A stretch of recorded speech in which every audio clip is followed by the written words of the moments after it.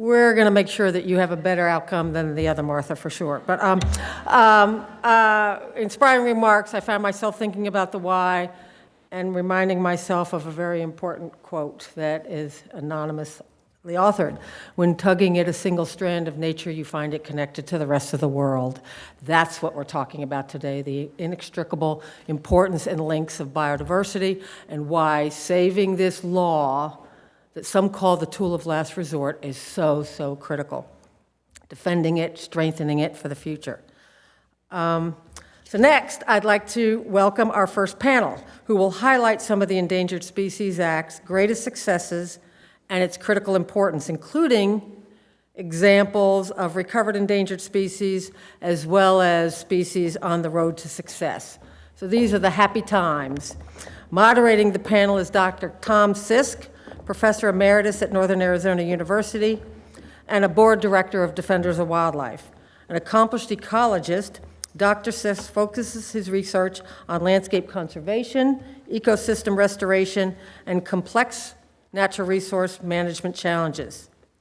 We're so glad to have all of you with us here today. And Tom, to you specifically for leading this important discussion.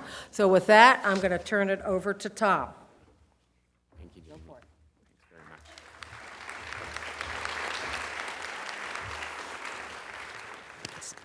Thanks for coming, everyone. It's great to see a big crowd out there. It was about 40 years ago that I was working as a seasonal field technician, first for Zion National Park and then the Colorado Division of Wildlife on peregrine falcon recovery. And it was at a time, a pretty bleak time, when the populations were at their nadir. But I had the good fortune of working for a few years and seeing the peregrine turn the corner and seeing the beginning of the recovery that continues today. That was one of the early indicators that the Endangered Species Act works. It was also transformative for me because I realized that the benefits of the act went far beyond the recovery of one species in one state, because the commitment to recovery itself led society to address the problems of environmental toxins, habitat loss, and other concerns that affect many other species, human health, and ecosystem integrity and function. That was the inspiration of a lifetime. Later, as a professor at Northern Arizona University, efforts to protect habitat for Mexican spotted owl and northern goshawk helped state and federal agencies work together to design creative new approaches to forest restoration and fire management.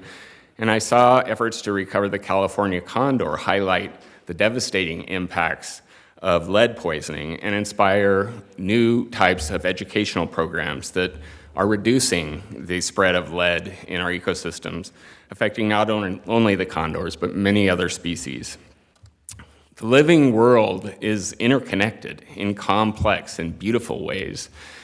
And as our understanding continues to grow, one thing is really clear. By committing to the recovery and protection of endangered species, we help wildlife everywhere. And we help our own species too. Today, we will hear from some of the true leaders in creating the successes of the Endangered Species Act. Councilmember Samuel Penney, the Nez Perce Tribe, Tribal Executive Committee, has served in many roles over the years. He's championed wildlife and natural resource conservation, tribal sovereignty and treaty rights, and educational opportunities for all. Tiana Williams-Claussen is director of the Yurok Tribe Wildlife Department, which she helped to found. And that department is bridging the gap between traditional understandings of the world and those rooted in Western science.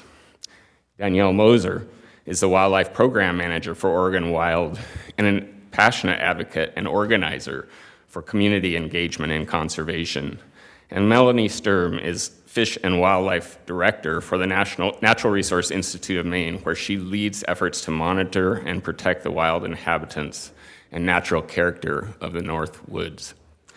Each of these ESA leaders will share their experiences with us over the next 45 minutes or so. And as you'll see, their stories are as much about partnership and community as they are about science and management. In celebrating the recovery and conservation of endangered species, we are also celebrating their commitment and their connection to the natural world. We're also celebrating our shared vision for a healthy planet. Thank you, all of you, for being here today and for strengthening our community of conservationists and renewing our commitment to all species. Councilmember Penney, we welcome you, and the stage is yours.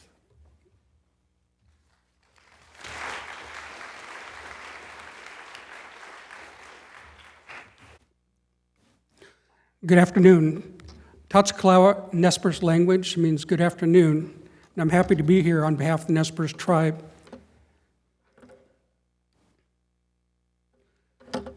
So I'm going to begin just briefly. So we're located in the Pacific Northwest, and when we put these slides together, first of all, don't try this. So back in the early, I think it was late 1990s, there was a wolf pack in Idaho that was losing, where they're being kept. So the Nez Perce tribe donated, I think, 300 acres. So they had a wolf education research center there. And this is where this picture comes from. This is one of our beloved elders, Horace Axtell, who unfortunately died a few years ago, but he was a big part of that. So I just want to talk briefly about the wolf recovery program. So great wolves have a significant importance to Nez Perce tribes, spiritually, culturally. Nez Perce War of 1877, there were many Nez Perce wars. One I remember is Yellow Wolf, and his protector was a wolf. And so you hear names like Yellow Wolf and other names that have the wolf name associated with that. And also there's many similarities between Nez Perce culture and wolves. Wolves live in, they live in packs, and kind of their life ways are similar to the way that the tribe, Nez Perce tribe in this case, lived, that we lived in villages, we traveled throughout our treaty territory. So what happened in 1995, well actually 1994, so the Nez Perce tribe stepped forward after the state of Idaho refused, they didn't want to participate in wolf recovery. So I believe the Nez Perce tribe is probably one of the first tribes ever to undertake a recovery under the Endangered Species Act. So we worked on it, we had many people work on wolf recovery, and we were involved from 2005 to 2016, I believe, after the delisting of the wolves, and is now managed by the state of Idaho. But the ESA is important that after those species recover, that they maintain those healthy levels of population within the state of Idaho.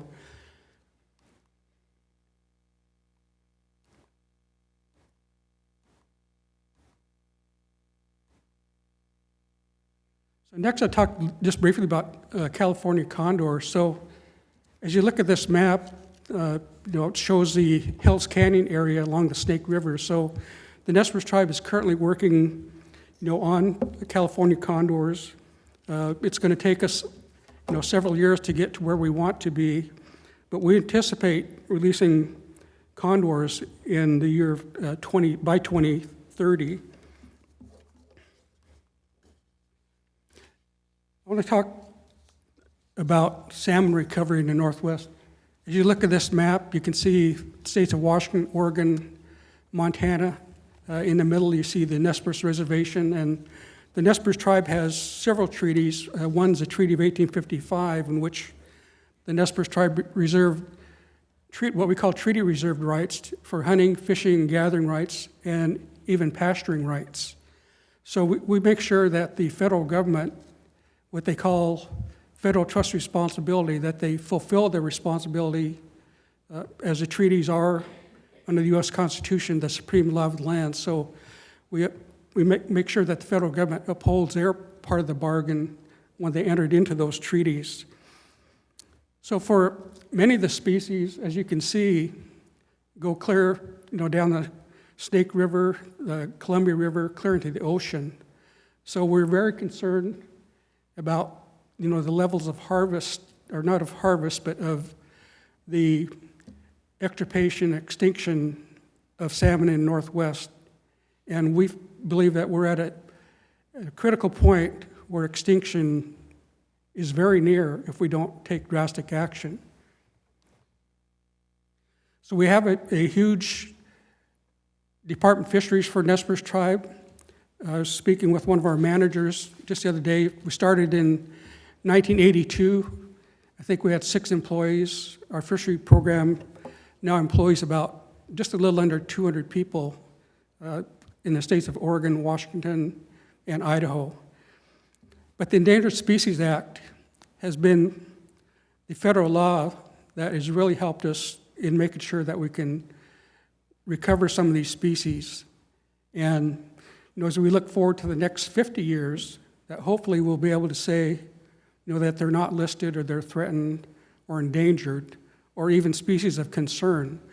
So our fisheries department has been working hard to make sure that we have healthy harvestable levels of salmon in the Northwest. And we work with other tribes throughout the Northwest to make sure that the fish do return back to our areas. And this last slide that I want to share with you just gives you an idea of what we call the Nez Perce seasonal round. And as you look at the round, and a lot of tribes believe in this, what we call the circle of life, that depending on the time of the year, for the Nez Perce tribe, hunting, fishing, gathering, I mentioned, during different times of the year, different seasons, summer, spring, and fall, and winter. We moved throughout our traditional territory, which was over 13.2 million acres that the Nez Perce tribe utilized for our subsistence. So the seasonal round just shows you the different foods, the different salmon, the different plants that we've always utilized. So it's important that the ESA, it's one of the strongest laws that the federal government has in helping us protect our treaty reserved rights. So as we look forward to the next few years, as mentioned in the previous speeches, Nez Perce tribe keeps a close eye on federal legislation that takes place and how it may impact the Nez Perce tribe and other tribes across the country. So we'll continue to do that. We're appreciative of the Fish and Wildlife Service on wolf recovery, having the faith in the Nez Perce tribe to lead wolf recovery in the state of Idaho. Became very successful. We knew it was controversial when we started it, but we know that we got the species up to recoverable levels, and we want to make sure that they remain there. But on the fisheries, as I mentioned, there are at least, I think, 21 different stocks that are in danger in the Northwest. Some of it is because of the federal hydroelectric system.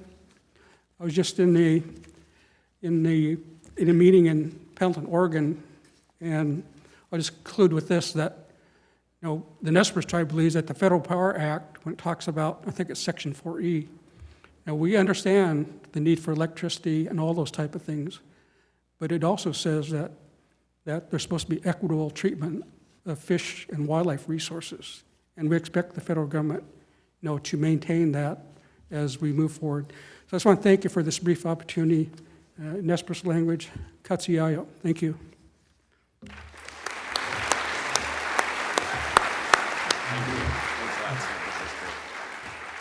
Thank you, Councilmember Penney. Our next speaker, Tiana Williams-Claussen.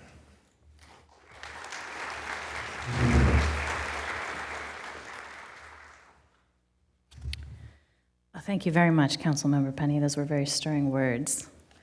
I myself am very honored to speak today on a program that is very near and dear to my heart, and in fact has been my life's work, which is the realization of a dream, the return of Preganish, the California condor, to Yurok ancestral territory after 130 years' absence. Now, condor are, of course, an iconic success story of the ESA, and they were actually included on the very first listing of threatened and endangered species. By the 1980s, they had reached an all-time population low of just 22 individuals. And I want to start out with the really excellent news that by the close of last year, at our last kind of formal count of condors, there were now 561 condors in the world. 347 of which are free-flying, including 8 within Yurok country. Now that said, I am a Yurok tribal member myself, and this work, I can say, fulfills what we consider to be our foundational reason for being, which is as world renewal people.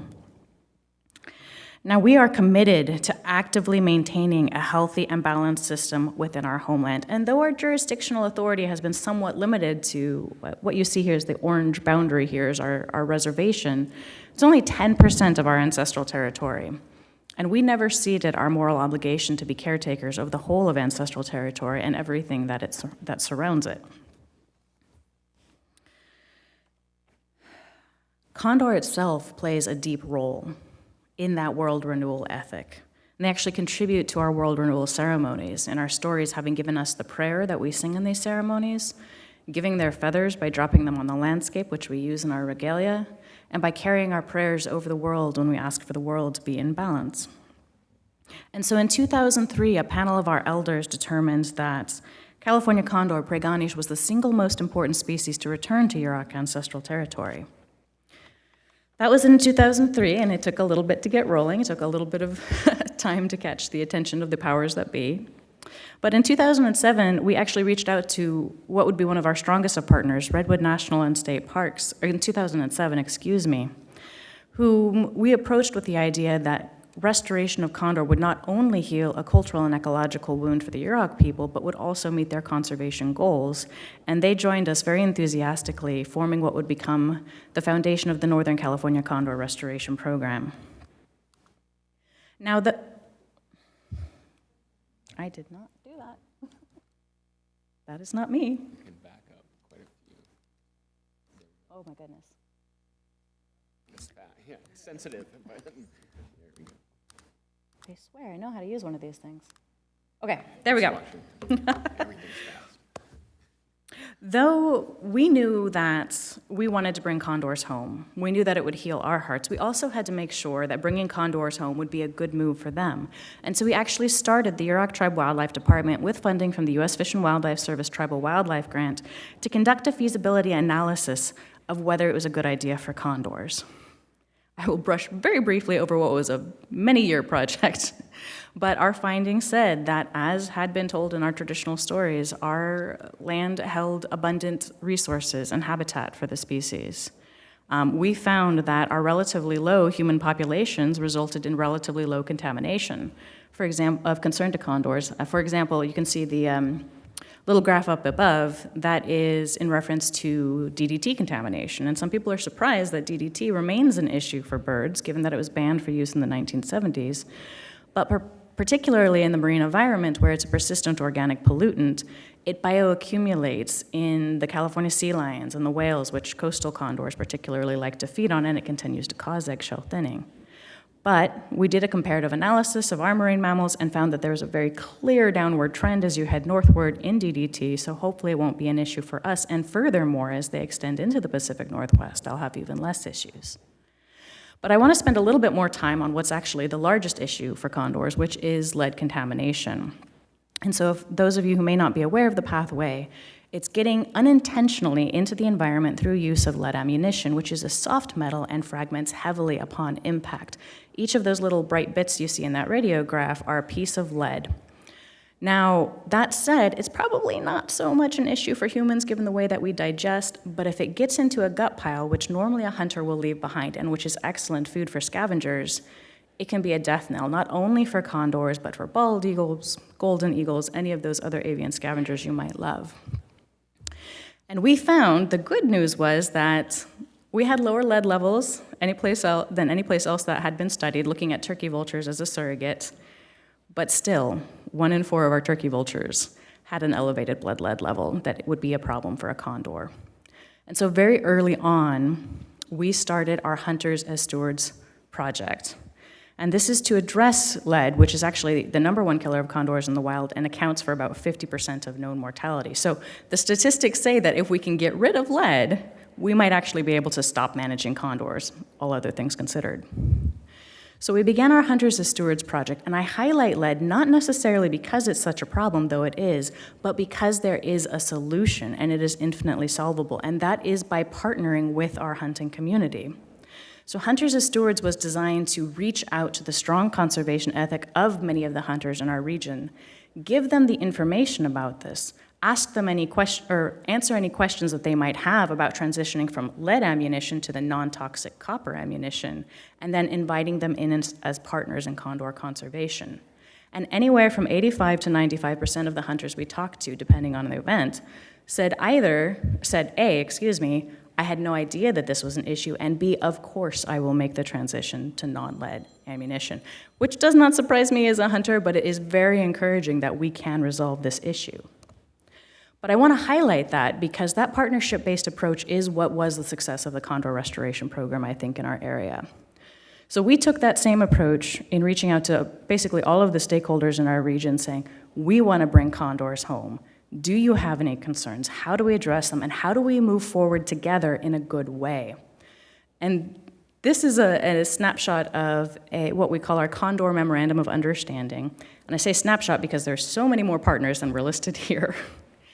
But what the Condor Memorandum of Understanding did was, based on our feasibility analyses, which said that we were about the best place out there, at least so far assessed at the time, that not only would it be a good move for condors to return to our region for condors, but it would be beneficial for our region as well, because we were able to identify and move past what might otherwise be considered problems within our local stakeholders, such that some of the earliest signatories were actually our industry leaders.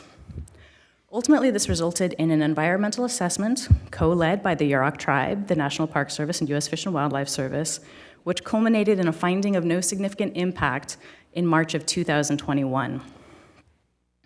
That was what freed us to actually begin the work. You have got to be kidding me.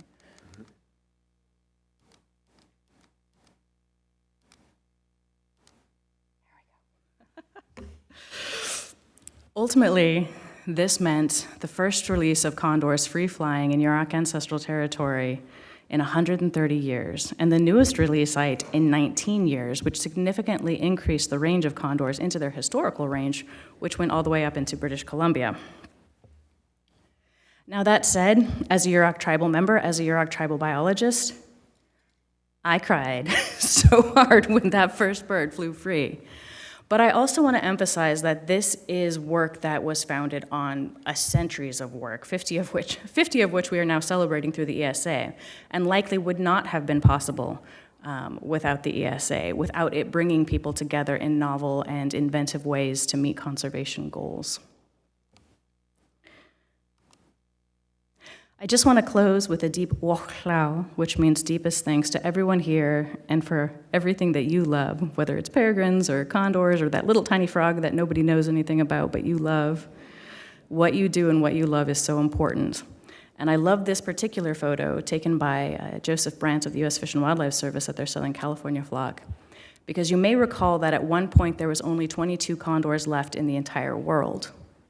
There are 22 condors in that photo, which just goes to show what the power is that we have when we work together behind something as iconic as the ESA and all the good that we can do.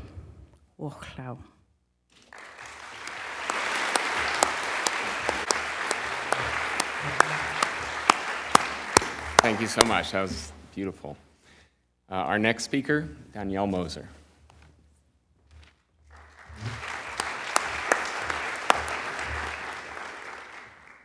Good afternoon. Hi, everyone.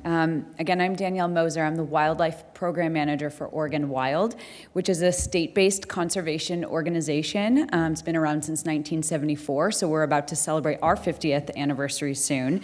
And we've been instrumental in advocating for the protection of old-growth forests in the Pacific Northwest, designating wild and scenic rivers, and of course ensuring Oregon's native iconic keystone species like wolves, salmon, and beaver can thrive. I'm so honored to be here today with these amazing panelists and talking about ESA success stories. As is often the case as a wildlife advocate, for for wildlife and the places they call home, it can be very challenging, whether it's because we're going up against big, special, powerful interests, or to be honest, just keeping a positive spirit and being hopeful when we are often faced with these unprecedented hurdles. So I'm just so excited to actually be talking about the joy and the success in this work, and just reinforce why it's so important and, to what Oregon Wild focuses on, which is that all species matter. So I'm going to walk you through some Oregon-specific success stories. And let's see if I can do this without clicking all the way ahead. Okay, great. Well, obviously, as we've been hearing about the peregrine falcon, I'm not going to belabor this point, but really what I want to talk about, as this is a success story, also in Oregon, of course, is the role the urban landscape played. In my work, often the urban space is kind of left out of conversations, or perhaps not as celebrated or seen as such an important role in conservation. And so with the peregrine falcon success story, it really was a collaboration in Oregon between the Oregon Department of Transportation and our friends at Portland Audubon and Willamette River Keepers, who did a lot of monitoring and limiting disturbances on bridges in Portland, which is mostly where they like to nest. So to me, this is such a great success story, just broadly, but also just because of the role that urban landscape played. So the Oregon chub, this is a very small minnow, only about 3 inches, and it spends its entire life in low-velocity sloughs and marshes in the Willamette Valley, which is west of the Cascade Mountains. It's where Portland, Salem, Eugene, the kind of the valley between our Cascade Mountains and the Coast Range. And at one time, the Oregon chub thrived throughout all of these lowland areas of that Willamette Valley. However, their numbers declined due to habitat loss associated with flood control, dam construction, agricultural practices, development, so on and so forth. And it was listed in 1993. There were only about 1,000 fish remaining, and now it's up over 140,000 fish. And this, of course, is attributed to multi-agency collaboration, improving floodplain management, and some transplanting fish to 20 new locations within its range. But the reason I want to highlight this, not just because it's an Oregon-specific species, is that this was the first fish to be removed from the endangered species list. So it's a great success story for Oregon, but also for fish around the country. Okay, our Fender's blue butterfly. This beautiful species is also endemic to the Willamette Valley. It was actually thought to be completely extinct in 1937 and was rediscovered by 1989. Its habitat, again, also impacted by years of development coupled with decades of fire suppression, which I think we hear a lot now for native prairies. So during the past 140 years, about 99% of that native plants and prairies had been turned into farmland and other development, which of course impacted many species, including the Fender's blue butterfly. So a key turning point for this species recovery was the realization that mowing and prescribed fire were really important to allowing the native prairies to thrive. So due to, again, a lot of collaboration, agency action, it is now being downlisted, and it's another success story for Oregon to celebrate. When we talk about Oregon, the Pacific Northwest, when you think of what is ecologically, culturally, socially, economically important to the region, we think salmon. It's iconic, it's important in so many ways. And so I want to talk about the recovery of Oregon coast coho salmon. As Councilmember Penney mentioned, salmon species, generally speaking, are in decline. And so wanted to actually celebrate a recovery story about the Oregon coast coho salmon.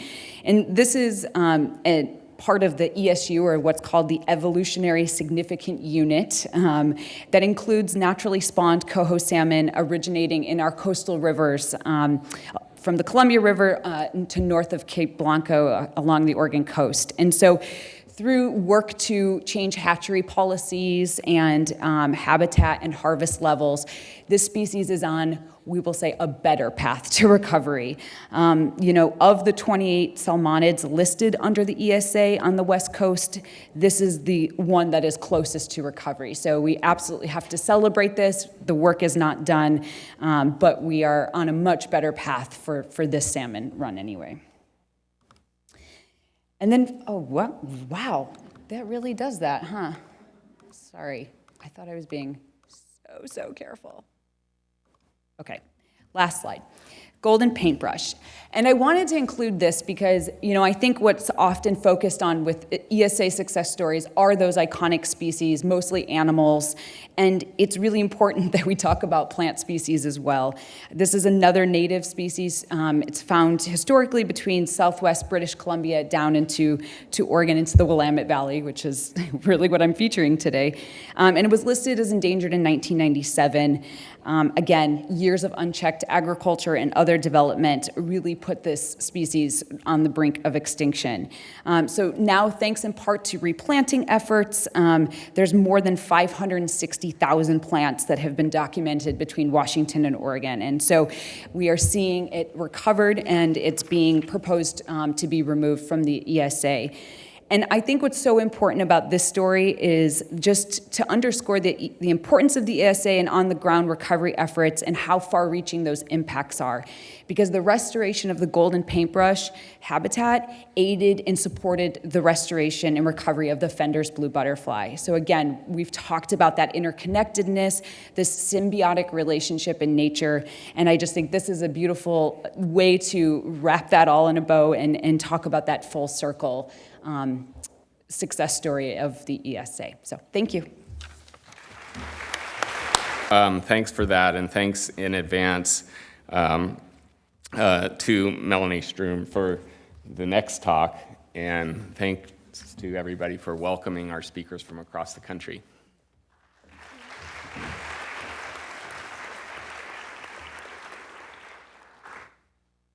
Good afternoon, everyone. I'm Melanie Sturm, the Forest and Wildlife Director at the Natural Resources Council of Maine. We're based in Augusta, Maine. We are a leading environmental advocacy organization in the state, and I'm really appreciative of the opportunity to tell you about ESA successes in Maine. And I'll be focusing on 4 species, although it's hard to choose: bald eagle, Atlantic sturgeon, short-nosed sturgeon, and Atlantic salmon.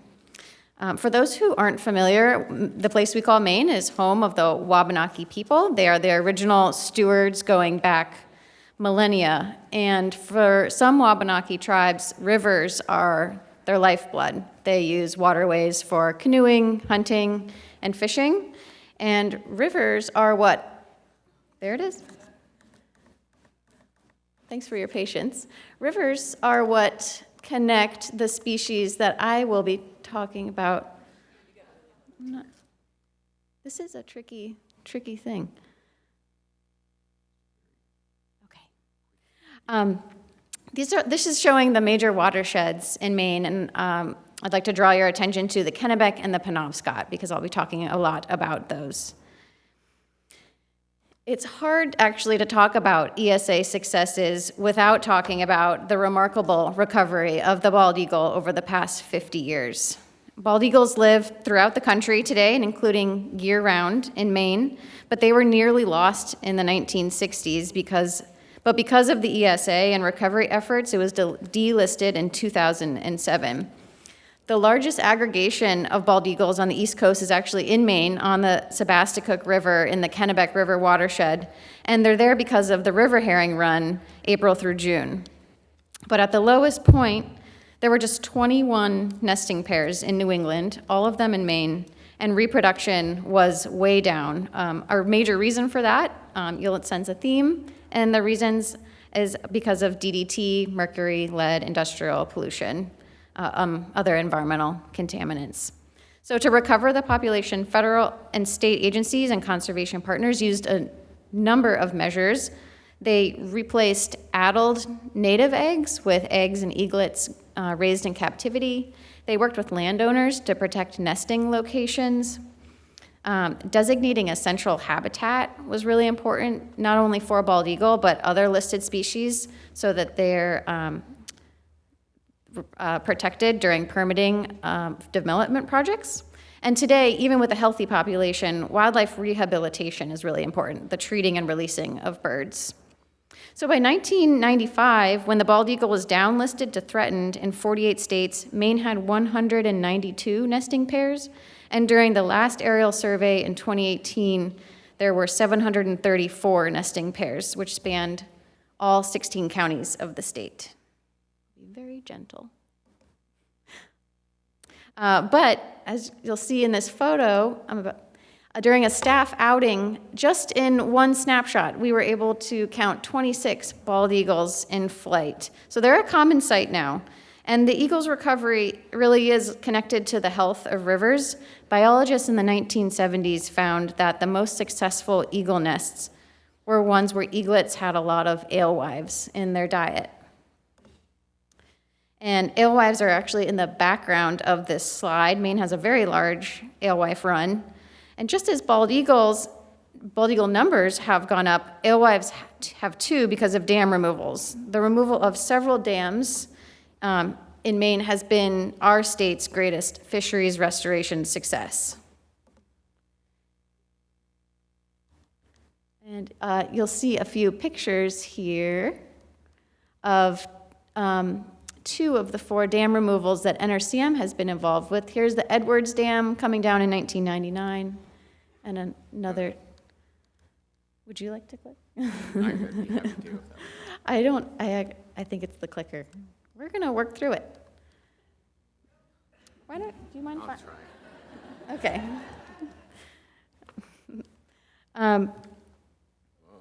Okay. When you find the dam photos, you can stop, and I will. There you go. I'll just keep going. It actually is difficult, everybody. Yes. Do you want to come up and try? Right. Try your luck. Because of dam removals, there has been a resurgence of sturgeon on the Kennebec. You can go to the next slide. And to some extent on the Penobscot River as well. Sturgeon are a prehistoric fish that were once common throughout Maine, but suffered from habitat degradation and lack of habitat availability. And so once the dams came down, sturgeon quickly returned to all of their ancestral spawning and rearing habitat. That's especially true on the Kennebec. The Kennebec River was essentially dead in the 1960s. Its rebirth is attributable to the ESA and the Clean Water Act. And sturgeon return in large numbers in May and June now. I showed you that picture of the removal of the Edwards Dam. That was funded in part by Bath Iron Works, a military shipyard that's right on the Kennebec. When they were expanding their land facility, it was an ESA requirement to do mitigation, so they funded the removal of the Edwards Dam, and that opened up 17 miles of river that had been submerged for 162 years. On Kabazikani Stream in Gardner, that's an arm of the Kennebec, and Kabazikani actually comes from a native term, fittingly meaning plenty of sturgeon. This summer, several factors, including the weather and water conditions, came together and really caused a sensation in the community. There were a ton of sturgeon, and the mayor of Gardner actually commented on this. I will quote the mayor, because they said it best. "A cleaner, more inviting river provides more recreational opportunities and draws people to fish, boat, walk, and play. The cleaner river has sparked much-needed public-private investments in waterfront parks, restaurants, housing, new businesses, and other infrastructure. Like the fish, our communities are thriving." Next slide. Thank you, clicker. In Augusta, which sits on the Kennebec River, it's the state capital, people actually spend their lunchtime now going out to watch leaping sturgeon. It's part of the brand identity, and here you can see some art in downtown Augusta inspired by the leaping sturgeon. This goes to show when you restore fish habitat, it brings back fish and revitalizes the community and the economy around the river. Next slide. A little bit of bad news that has a good news potential. The story of sturgeon is in contrast to Atlantic salmon. We're at NRCM and our conservation partners, we're pretty worried about the extinction path that Atlantic salmon is on in the U.S. At one time, an estimated 100,000 Atlantic salmon made the annual spawning migration back to the Penobscot River. However, log drives, pollution, overfishing, dams have brought Atlantic salmon to the brink of extinction. Before those dams were built, the Penobscot River teemed with all kinds of fish that fed eagles, bears. It provided vital nutrients to the Gulf of Maine. But it's estimated that at one point, 90% of Atlantic salmon habitat was obstructed.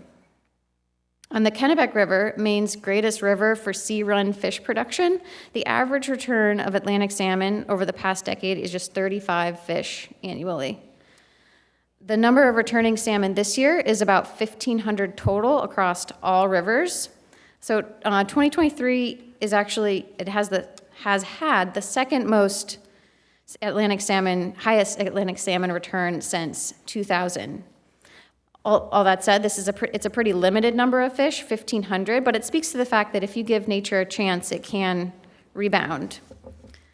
So what might explain this increase? The Penobscot River Restoration Project, which is a collaboration between the Penobscot Indian Nation and other conservation groups in negotiation with a hydro developer, ultimately resulted in a settlement and removal of dams. The population is heavily dependent on hatchery fish, but also groups like Atlantic Salmon Federation and Appalachian Mountain Club are doing heroic restoration of salmon habitat. For example, salmon can reach their spawning and rearing habitat in Gulf Haggis. That's the full extent of their range on the west branch of the Pleasant River, an area that was blocked for 180 years. So there's a lot of work to be done to change the trajectory for Atlantic salmon. Earlier I talked about what worked for sturgeon. Let's do that for salmon. We need to give them access to their spawning and rearing habitat. And to save Atlantic salmon, we need free-flowing rivers, especially because of warming water temperatures due to climate change. We need to take a serious look at the dams that don't supply a lot of power, but block habitat for species. We've come a long way in 50 years of the ESA. You can advance to the next slide.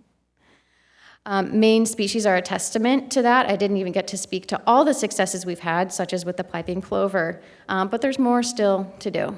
Thank you. Good job. Thanks. Walk the walk, which means a lot. Unfortunately, there's still a lot of disinformation out there about the whys and wherefores of transitioning to non-lead alternatives, and folks thinking that it is an attack on Second Amendment rights, which we fully support as people who still rely on a subsistence lifestyle. So there's a long way to go yet.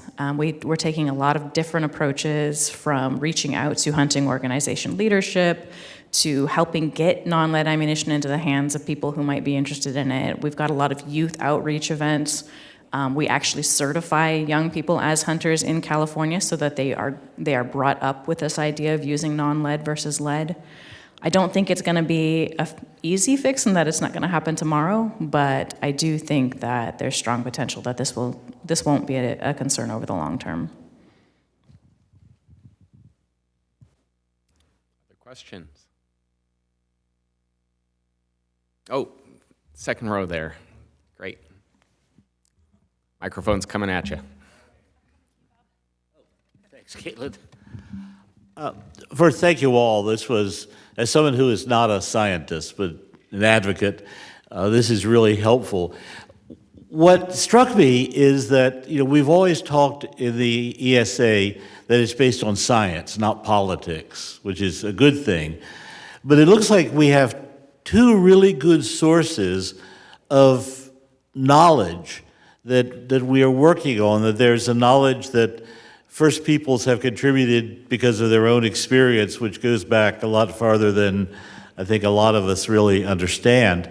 And then there is the science that is in places like the Fish and Wildlife Service.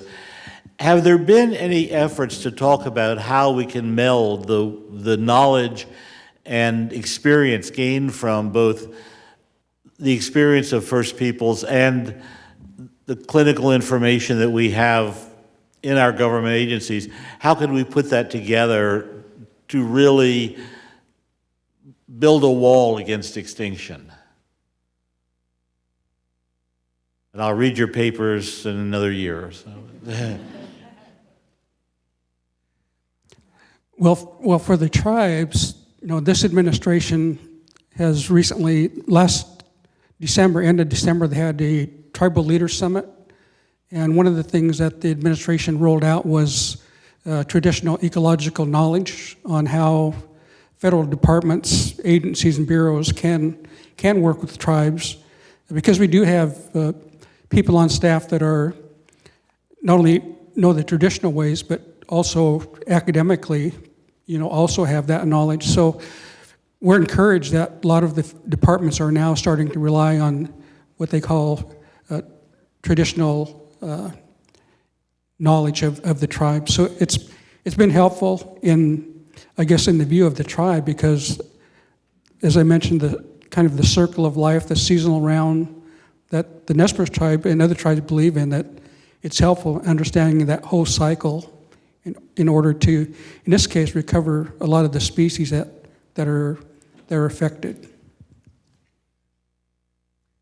If I could take a moment and just add a personal story to that. Today, before coming over, I put this little yarn on my wrist. It was given to me by Vernon Masayesva, a former Hopi tribal chairman. And it's 2 kinds of wool from the churro sheep, which is grazed across the Four Corners areas in the U.S., and one's black and one's white. And he gave it to me as part of a conference that he organized, which he called the Braiding Conference, which was focused on your question about how to bring together different knowledge traditions. All I'll say is that changed my life, going to that and hearing and listening and offering what little I had to offer, and set me on a path. And I think the one that Sam has just described is one that can motivate everybody and help us combine different sources of knowledge, wherever they came from, when they appreciate and value all life and all species. And I just thank all of the leaders who have taken the time to address the really profound question you posed. Thank you. Other questions? We have a few more minutes, and these are great questions, so yes.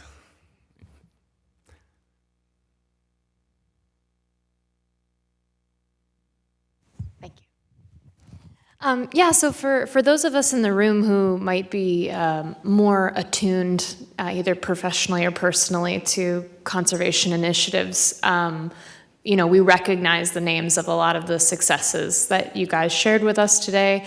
And this is a question for any of you, have you found in the work that you're doing to conserve these species that there are other conservation successes wrapped into the successes that you shared with us today? Do you find that you often have the opportunity for sort of cumulative impacts, or is it more, we're focusing this project towards Atlantic salmon, we're focusing this project towards XYZ? Just curious in your kind of day-to-day, what your experience is with those types of initiatives. Thank you.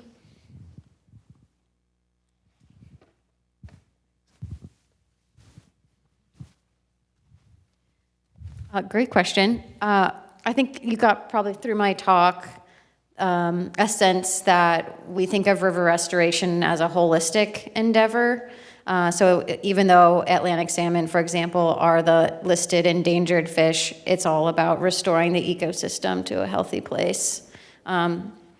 So we don't work on the ground conservation. We're more advocacy focused, and so we do tend to kind of focus on that one species that needs the most help. I think there's probably people who do on the ground work who could answer your question in a different way, but I think it's healthy to think about not just the one species, but all that fall under it. But like I said, from the advocacy point of view, you may be an advocate yourself.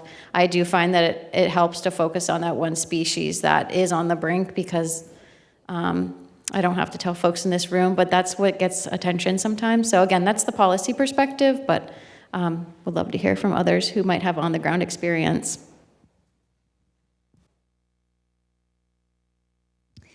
I mean, I guess in terms of, even if you're sort of singularly focused in your species recovery, like the Oregon Coast coho salmon, a big part of the recovery that I didn't have time to talk about was also the restoration and the recovery of beavers back to Oregon. And so in the tributaries and streams, and changing some of our forest practices to allow for woody debris and all the things that support spawning habitat. So yeah, I definitely think in Oregon anyway, it's hard because, you end up having to be sort of single species focused, but we do try to connect it broader. I think oftentimes those working against species recovery, in my experience, will say, well, we should just look at one by one of the species. We need to just take this bigger look, but that usually, in my experiences, is just more of an attempt to get out of having to do any obligatory, recovery work. But yeah, absolutely. There's in the coastal coho salmon recovery plan, it's very directly tied to beaver restoration too. So.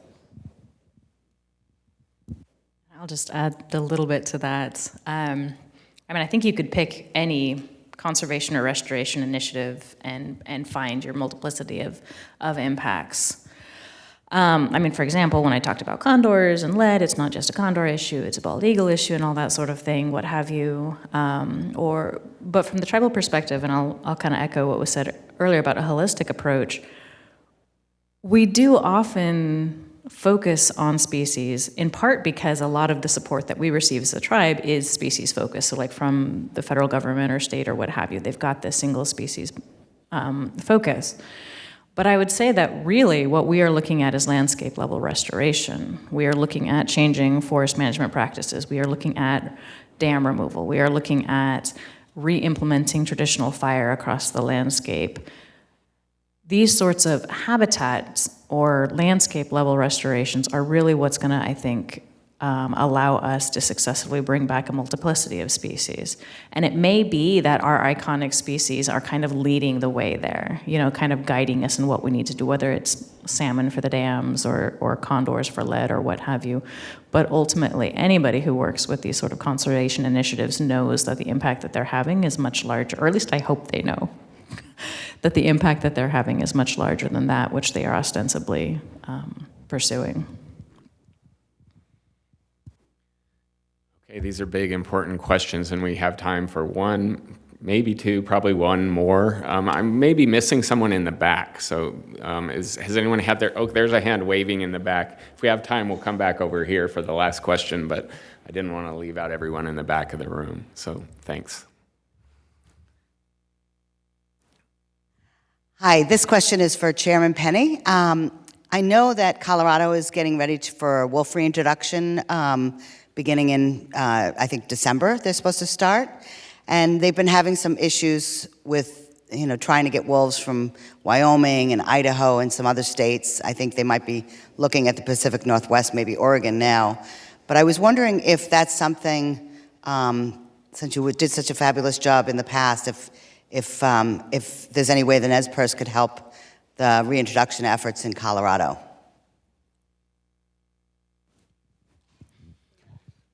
With a lot of tribes, and it pertains to others as well. So we all talk about best practices and not reinventing the wheel, that type of thing.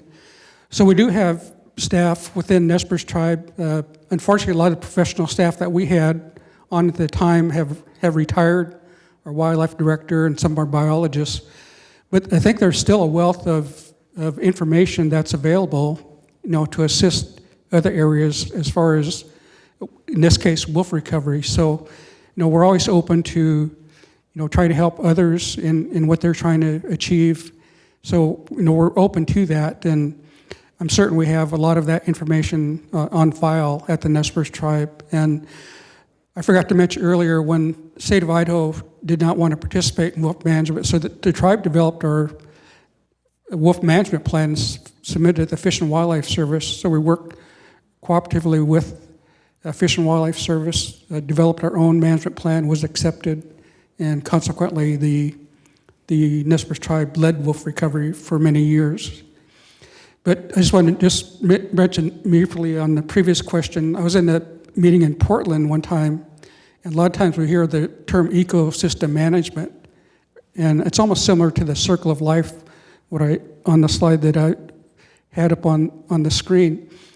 But it was a lady from California, And she described ecosystem management like this. She said, suppose you have a car and you fail to maintain it overall. Battery goes dead, you buy a new battery, the brakes go out, you fix the brakes, you change oil. But her point was, if you don't maintain the car overall, all you're going to have is a series of breakdowns, and you can fix it, you can get your car going for a little bit, then something else will break down. So I think that's what she meant by you got to look at the overall ecosystem in order for it to function properly. Okay, I think we can squeeze in one last question here if it's concise and if somebody will jump on the answer. Yes. California band led, right? In 2019, I just looked it up again because that's what I thought I remembered. Oh, sorry. Do I need to repeat it? State of California band led, I believe, in July of 2019 for hunting. You are correct, yes. And in fact, the Yurok tribe also banned the use of lead on our reservation as well and our jurisdictional lands. It's a complicated issue because I think a lot more outreach needed to be done with the hunting community to help bring them on board in advance, but of course, time is limited too. It's also complicated because there's an ammunition shortages, and if you're not convinced, maybe you're not gonna, comply. It's a complication because there's legacy lead out there and animals that were shot but not collected. It's a complication because you can't really enforce it. So I think that the legislation is going to prove to be, or hopefully prove to be, help forward that outreach narrative, basically, to make that change. It really brought things to the forefront so that we could make change not only in California, but in other areas surrounding California. Well, I think we need to bring it to a close. I wanted to thank our 4 panelists for their stories, the success stories that we can all carry forward. We can carry it forward into our work, whether we're policy advocates, legal experts, biologists. We can carry these stories forward, and we can also carry them forward in our hearts, maintaining optimism, hope, and expectation that we can do this. We can recover these species, we can have a healthy environment, and it's going to benefit everybody in the long run. So thank you very much for coming from so far to share your stories with us.